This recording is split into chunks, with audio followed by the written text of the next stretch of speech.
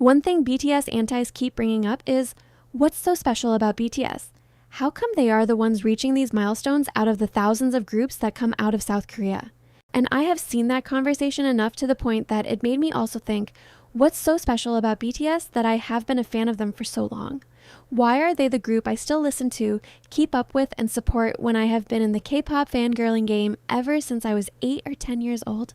How did this specific group, from a basically unknown company in South Korea singing mostly in Korean, become one of the best-selling music acts in history? Like, bigger than any boy band in years, outselling groups that had the entire Western pop machine behind them. Because if we look at their story, it's practically a once-in-a-lifetime miracle. They came from a tiny company that was almost bankrupt. They had no major label deal in the US, no radio play, no industry push. And yet somehow they ended up at the UN, broke Beatles records, and sold out stadiums on every continent. So what actually happened? After going to the cinemas to watch the live viewing of the Ariran concert in Busan, I think I have an answer to that. There are probably already multiple videos similar to mine who will do a better job of explaining why BTS are so loved, but I want to share my personal experience and open a space for all of you to share your personal experiences on why you became a BTS fan and stayed one. BTS debuted in 2013 with 7 members under a small company called Big Hit Entertainment, and when I say small, I mean small. There was quite literally no guaranteed future. South Korea's music industry at the time was ruled by what they call the Big Three, SM, YG, and JYP Entertainment. These were basically the only companies that could launch a globally successful group since they had the infrastructure, the money, and the media relationships. If you didn't come from one of them, the odds were against you. And as you know, Big Hit wasn't one of them. So BTS came up as the underdog in their own country, competing against groups with way more resources and way more industry backing. But one thing made BTS stand out before they even debuted. They were blogging, posting videos of rehearsals, and sharing what was actually going on in their lives. And when social media became the main thing, they were on Twitter constantly, and not through a PR team, but it was actually them, directly talking to fans. And surprisingly, that became their biggest advantage, because the lack of a middleman meant fans felt like they were actually getting access to real people. And that feeling, that sense of genuine connection is incredibly hard to manufacture. Most attempts to fake it are obvious, but with BTS, it didn't feel fake because it wasn't. They went and watched a movie in theaters with fans in 2015. Yoongi used his own money to prepare 300 gifts for fans, handwriting notes to each and every one. They read fan comments, they wrote songs about what fans were going through, and so people started tuning in. And on top of that, the sheer volume of content they put out was like a window into who they are outside of their music. There were behind-the-scenes video series called Bang Tan Bomb, there were reality shows, travel shows, a game show called Run BTS, full documentary films, vlogs, live streams where they just sit and talk for hours. Every piece of content was another entry point. Someone might find BTS through a funny clip of them on a variety show and then go down a rabbit hole that ends with them buying an album. Someone else might stumble on a music video and then discover the members' solo mixtapes. The content ecosystem was massive and interconnected. And because so much of it was free on YouTube, you basically didn't have to buy anything to fall in love with them, you just had to watch. All of this direct communication, constant content, and the sense of genuine connection built a fan base unlike basically anything that had existed before, and their fandom started to grow bigger with each passing year. In an industry where the average group's lifespan before a lineup change, hiatus, or breakup is measured in a handful of years, BTS has had the same 7 members since 2013, with 0 departures, 0 replacements, and 0 on hiatus indefinitely, statements that for some groups meant forever. In September 2023, all 7 members signed a second contract renewal with their label. At that point, they'd already made more money than most of them could spend in a lifetime, and they have achieved so much as a group, but they chose to keep going as 7. And then the members had to enlist one by one, meaning the group spent over 2 years apart at different bases with no group activities, no tours, no album. That gap could honestly end most groups, where solo careers take over, and if not end, then fans will definitely get tired of waiting or start to lose interest. But that's not what happened with BTS. they missed being on stage as 7 so much that they were back working on music as a full group within 10 days of the last member's discharge. They did not say they needed a break from all of this, which would have been a completely reasonable thing to say after 18 months of military service on top of a decade of non-stop idol life. These men have been through a lot as a group since even before their debut, so it makes sense to see that their bond as a group is more than just co-workers. They would hang out with one another outside of what their schedules asked them to. You can watch this bond happen in real time too. They have shows like Bon Voyage, In the Soup, and Run BTS. All of this is unscripted footage of them actually living together, arguing about nothing, taking care of each other when someone's clearly having a bad day on camera. It's not curated the way most idol content is. You can tell because it's not always a perfect image. They roll their eyes at each other. They get annoyed. It looks like an actual relationship between 7 adults who have spent over a decade of their lives sharing a room, not 7 co-workers being forced together to create and sell this family narrative. As a public figure, more specifically in the K-pop context where you are forced to look close with people you did not know yesterday, talent can be trained and choreography can be drilled.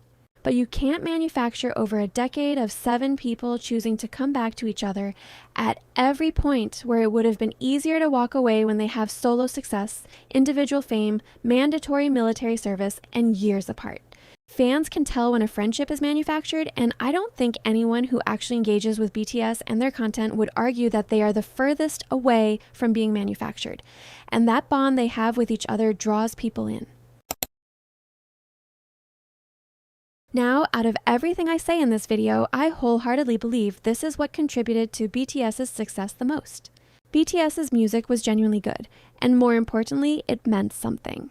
I know that probably sounds obvious. You'd expect a group this big to make good music, or fans wouldn't stick around, but that's not actually a given. A lot of artists, K-pop or otherwise, are built around visuals, aesthetics, and whatever sound is trending that year. And while there is nothing wrong with that, it's just not what keeps fans hooked for the long run. When BTS debuted, most K-pop groups leaned polished, danceable pop. BTS wasn't the only act with hip-hop roots, but it was core to their identity from day one. RM and Suga came up in Korea's underground hip-hop scene before debuting. They could actually rap, and they wrote their own songs, which wasn't the norm for idol groups at the time. What really drew people in, though, was what they chose to write about. Other groups had touched on harder topics before, but BTS built their entire catalog around it, album after album for over a decade, instead of one moody title track before going back to safer concepts. For BTS, it wasn't just life is hard in the abstract. They discussed specific things like the pressure Korean students face, the anxiety of not knowing what you want to do with your life, generational trauma, and mental health. I will be the first to admit that I am not the type of person to relate to romantic love songs, and I probably never will. That's just who I am. Yes, I enjoy songs about love, even though I have never experienced one and don't want to experience one, but I definitely connect on a deeper, more personal level to songs that are not all about love, sex, money, and fame. I believe all of you are sick of hearing this line, but I truly did discover BTS at a shitty point in my life. This is going to be some kind of trauma dumping, but high school was becoming a nightmare. I was so depressed that I turned into a disappointment after being the family's pride and the smartest student in my class. I had a lot of expectations and pressures put on me, and it was much more than I could handle. I have also developed 2 other disorders, at least those were the ones I could name, alongside some messed up shit happening in my personal life. I was dealing with all of this by myself without daring to ask for help. I was losing myself, and with that lost all of the grades that could get me into med school, something I have dreamed of and worked towards ever since I was in kindergarten. Basically, my life has gone to shit and I became a completely different person. And through it all, one thought that has never left my brain is, God, how bad I want to stop existing. So you can imagine my shock when I found a group that sings about exactly what I was going through. I will never forget waking up before school, hating everything and feeling truly miserable. Like I was just an empty shell stuck in this world, forced to continue living and listening to these songs and feeling a tad bit comforted. Yoongi specifically was like my comfort person. The songs he's produced for BTS and for his own albums hold a very dear place in my heart. BTS made sure that I was heard, that the youth was heard. After all, that was the period of one's life where the most changes and challenges were happening. BTS did not focus only on love. They made sure to also talk about depression, fear of failure, self-love, injustice, academic pressure, career expectations, and fear of what the future holds. They have experienced all of these things, and they made sure to tell younger people that their struggles are seen and heard. And that made the connection between BTS and their fans so much stronger. So I will never allow any K-pop stan shaming and making fun of BTS for writing and singing about things like that, because I would 100% much rather my faves sing about real life issues than trivial stuff. These themes stuck with them their entire career. Their songs meant something, and something so personal at that, which turned BTS into something closer to an escape. They also had a storyline for their MVs, where each member played a specific character with deep lore and complexity, and had a different story. And while some groups had their own storylines, BTS had an entire universe called the Bangtan Universe, where it ran for over a decade through music videos, prologue and short films, highlight reels, video games, webtoons, notes, and a drama. Truly, this whole universe, especially with the start with the most beautiful moment in life, was the most beautiful era I have ever seen come out of K-pop. Like, I am so serious. I need to find the biggest BTS hater, make them watch the story of this universe unfold beautifully, and see them slowly falling in love with BTS and their artistry. Not to mention, because of the storyline, fans were basically playing detective, trying to connect each hint, each sign, and each hidden detail to something that happened before or something that may happen. Being a BTS fan was actually enjoyable. And they kept evolving. They went through a massive artistic phase in 2016 with the Wings album, dense with references to Hermann Hesse's Demian, exploring ideas about youth, temptation, and identity. And while the music hit when you did not even understand the references, learning the meaning behind everything actually made the experience so much better. BTS's music is also incredibly diverse and versatile. They do not stick to one sound every comeback. They have worked with multiple genres that you as a listener are bound to find something you like. Aside from their work as a group, BTS as soloists have that same diversity. Each member has released solo works during the group hiatus, each with a distinct sound and visuals, and they all had the success they deserved. And with that, more armies have joined the fandom, instead of leaving it as a lot of people assumed. Most groups, when a member goes solo, that's the beginning of the end. Either the group quietly stops promoting together, or the solo era becomes a slow-motion breakup announcement, or the other members just never get the same shot at individual success and resentment builds. It's one of the most common ways groups in general die, not just in K-pop. But BTS didn't just survive 7 individual solo careers, they all succeeded commercially on the same chart against the same competition, without the group falling apart. Every single one of them has stood on their own outside the BTS name and still had people show up. Now, I will not sit here and act as if BTS speak up about every single cause and donate to everything under the sun. They have stood quite about important causes, and there are moments where fans wanted a statement and didn't get one. Of course, no one is saying we must force an action out of BTS, but we have seen how impactful it was when they did choose to speak up. So let's run through some of the instances where BTS put their big platform and their hard-earned money to good use. And I'm talking about all of this to show you that every single time BTS speaks up or donates, they have made more people talk about the issue and encourage armies to match the donations. And that's the impact of speaking up as a big artist. In 2017, BTS partnered with UNICEF on the Love Myself campaign, aimed at ending violence against children and teens. And as of March 2024, BTS, their label, and ARMY worldwide had raised over $6.6 million through the campaign. RM also addressed the UN General Assembly in 2018 as part of it, encouraging young people to speak up and accept themselves. In February of 2020, when Daegu became Korea's COVID epicenter, Yoongi donated 100 million won to the Hope Bridge Korea Disaster Relief Association for his hometown.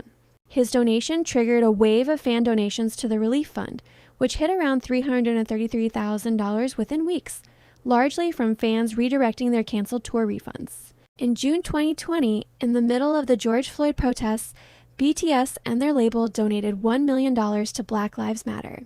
An ARMY matched that million within 24 hours and kept going, eventually raising over $1 million, split between bail funds for arrested protesters, Black-led advocacy organizations, and mental health support for the Black community. Combined, BTS and ARMY put over $2 million behind the movement in a matter of days.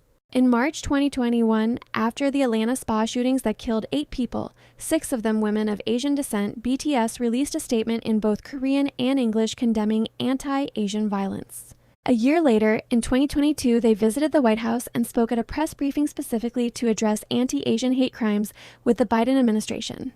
Outside of the group name, the members have a long history of individual donations to different charities and organizations. They have donated to disaster relief for flood and wildfire victims, contributed to children's hospitals, and sent support for regional causes tied to their hometowns. And the public does not know about this until it is reported by the recipient organizations months later. So all of this has built a community that does not only share their love for an artist, but also their love for giving back to others under the name of the artist they admire. So when this conversation about why on earth BTS are where they are right now pops up whenever they achieve something, I want you all to know that it happened for a reason. Everyone loves the underdog story, something that people could root for, an example to most of us that yes, we can actually achieve things regardless of the circumstances. Their direct connection with fans at a moment when every other act was keeping distance, the content, the storytelling, the music that actually said something, that's what made people love BTS. People love to act like BTS's success was a moment like it happened once in like 2017 or 2020, and they've just been coasting on it ever since. But the reason they're still this big, still this loved 13 years later, is because they haven't stopped being the group that started all of this. They didn't get comfortable with the success they received years ago and decided to give their fans some bullshit because they have reached most of what they have dreamed of reaching. All of that has made fans stick with them and defend them at all costs. And this is exactly why, when BTS announced they're not submitting any music for consideration at the 2027 Grammys, fans were all over social media united like never before, supporting them on their decision. All 7 members posted the same statement on Instagram. We have decided not to submit for this year's Grammys. Rather than music being categorized by region or language, we hope music itself can be heard and loved for what it is. This decision drops about a month after the Recording Academy announced a new category, the Best Asian Pop Music Performance. That category was obviously made specifically for BTS to restrict them from getting any wins for the major categories because the Grammys know how big and impactful BTS are. And with their comeback album, which has been dominating charts all year, BTS was the obvious frontrunner for that category and for multiple main categories as well. First of all, I must say that I am very proud of BTS. And this decision couldn't have been easy to make, especially since they have said that this is a milestone they would love to reach and could realistically and easily reach. This category is meant to separate Asian artists into their own lane instead of letting them compete in the main categories like Album of the Year or Record of the Year. And BTS have had 5 nominations over the years and 0 wins. BTS are literally one of the best-selling artists in the world this year. Not the best-selling K-pop artist, not the best-selling artist in Korea. One of the best-selling artists in the world. Ari Rang is the most streamed album in 2026 and the fastest album to reach 4 billion streams. Do you realize how big that is? They are on charts surpassing big artists, and you want to tell me they can't compete against those same artists for that award? BTS have worked so hard to be a name that the whole entire world knows about. You cannot possibly restrict an artist that big to a specific category. You cannot restrict artists from all of Asia, big or small, just because of their language. So when BTS say they want music loved for what it is, rather than divided by region or language, that is an obvious statement about how the industry has treated them. They are literally telling everyone that anyone, regardless of what language they speak and what country they come from, deserves a fair chance to compete with American and European artists. And although it's sad that they had to do this in the first place, I hope it gives other Asian artists some sort of comfort hearing the biggest Asian act speaking up for them. And yes, it is that serious, and no, I do not care if other K-pop artists pull the same move or choose to still submit for the new category. This is an entire continent the Grammys are trying to box into a separate category. This is not the first, nor the last time people of color will be forced to be happy with less, regardless of how much effort, passion, talent, and love they pour into what they do. I'm glad BTS stood their ground, and although they have waited years for that milestone, speaking up just shows that at this point in their careers, they can comfortably call out such acts when they used to bow down and smile or laugh it off. And it's great to see so many artists come out to support and praise them. That is it for this video. I know I have probably missed a lot of points, so I'm curious to know what specific reason made you an ARMY, especially if you don't listen to other K-pop artists. I will talk to you guys in the next one.